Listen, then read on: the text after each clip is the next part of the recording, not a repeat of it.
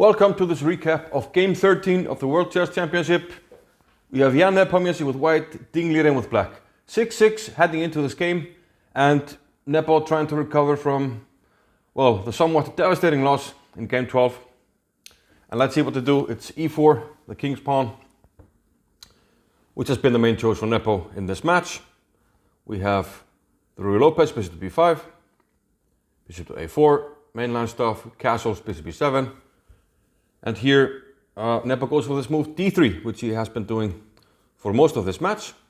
b5 now by Ding. We had this position a bunch of times already in the match. He protects the pawn here on e5, so now black is threatening to play knight a5. We've seen a3 by Nepo, which was a quick draw. We've seen c3 before, and he goes for c3 once again. Ding castles, h3. Previously he had gone for a4. We had this line with knight a5, bishop a2, and then bishop g5 by white. But h3, yeah, offers a different game. Bishop to b7, bishop to e3. Black hits the bishop, which has to get out of the way. We have to keep the bishop pair. And c5. Yeah, Ding seems to know his way around these Spanish positions. Knight b to d2, rook to e8, a4, h6. Prophylactic move very often.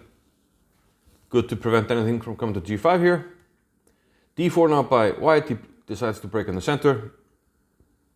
But it seems that black is well ready to meet this advance in the center. He takes on d4 twice and plays knight c4. So this slightly offside knight here comes into c4. Offers a trade, so we're softening up the defense of the e4 pawn.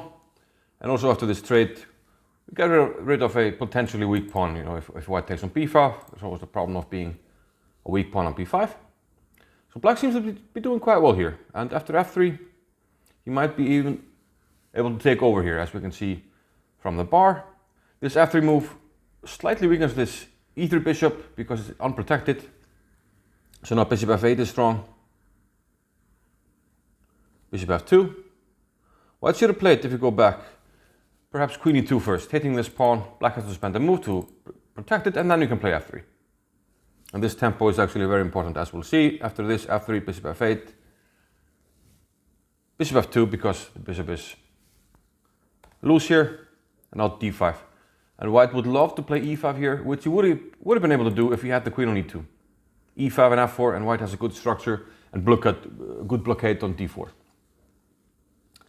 But he's only able to do that, so he has to relieve the pressure, and knight takes d5. And this is somewhat like in the Sicilian. If you can execute this d5 break for black, you have solved more or less all your problems, and that seems to be the case in this position as well. Bishop b4 is played, and here Ding plays a reasonable move, but rook b8 would have been better. The idea is simply to protect the bishop and also open up an attack here on b2, which can be important in many lines. Also, you're positionally just threatening to play knight b4, trade off the light square bishops, and pluck a knight here on d3, which would be a great outpost. But okay, rook e5 was played. Rook c1 hits the pawn, and black promptly defends the pawn. Now knight e2. Now here another slight mistake by Ding. Here queen e8 would have been very strong. And we'll see the difference after queen d4, which was played. f5 by Ding, and now bishop g3. If the queen was now on e8, we would be able to play bishop to c5. And the queen is actually trapped here. So that's a big difference. Would have given black very good chances. Instead, he has to sacrifice the exchange here. And Ding does not seem to be a stranger when it comes to sacrificing the exchange. I think this is the fourth time he has sacked the exchange in this match. The queen takes e4. We have a trade, so black has a bishop, a light square bishop, a strong one, and a pawn for the exchange. But also the potential for a very good square for this knight here on d3. Rook after d1. Knight comes to b4. It's heading for this square. Rook d7. We activate this bishop, and then bishop to c6, getting the bishop out of the way. It was attacked here. And rook c7 we had trades. And at first glance, one would think that white can, make black suffer a bit here. But it's also not so easy to untangle here. Knight d3 hits the rook, rook c2, bishop c6. And now white thought, okay, I need to be able to move this knight, so a5. The pawn is more secure here. King f7. And we note that it's not so easy for white to activate this king. The pawn and the bishop, they're taking a lot of squares, and the bishop actually takes g1 as well.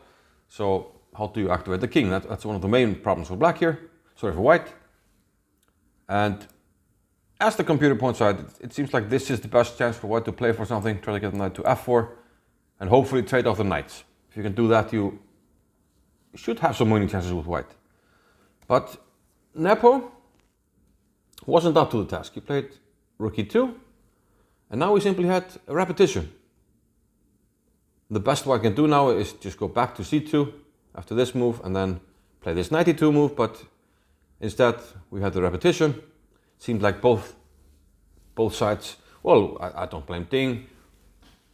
It's hard for black to play for a win, even though he can get dangerous chances, but he would much rather take his chances with the white pieces in the final game. Nepo, understandably, a bit shaken after yesterday, so he didn't want to take any chances. So a draw was agreed here after rook e2. So now we head for game 14, the final classical game, and Ding will have the white pieces on Saturday with the title up for grabs. So will Ding catch it, or will we go to tie breaks? We'll see on Saturday.